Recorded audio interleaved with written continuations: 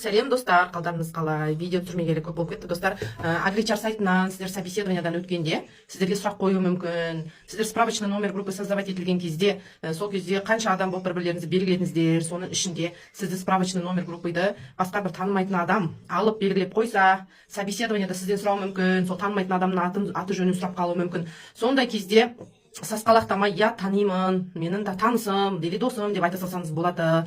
Себебі сондай справочный номер группыйды, мысалы сіздің досыңызға бересіз, досыңыз өзінің досына береді, сөйтіп бірге бару үшін. Ал сіз өз досыңыздың басқа танысын танымайсыз.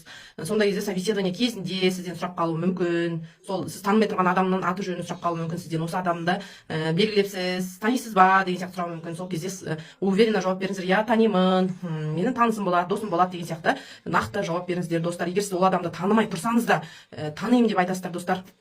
Сол барлықтарыңыз сәттілік. Сол сіздер кім барасыздар, сол адамдар болып справочный номер группы создавать етіледі Агричар сайтында. Сондай кезде именно сол справочный номер группыйды кім анкетасына қойды, нақты біліп алыңыздар достар. Собеседование кезінде сіздердің анкеталарыңыз бір-бірлеріне жабысып тұрады. Сондай кезде менеджер көріп тұрады соны, қанша адам болып толтырғандарыңызды көріп тұрады. Сондай кезде чтоб сасқалақта қалмайтындай біліп алыңыздар, кім белгіледі, кімді белгіледі деген сияқты адамдардың аты жөнін бәрін біліп алғандарыңыз дұрыс. Собеседование кезінде сол үшін де отказ алып қалуларыңыз мүмкін достар. Барлықтарыңызға сәттілік.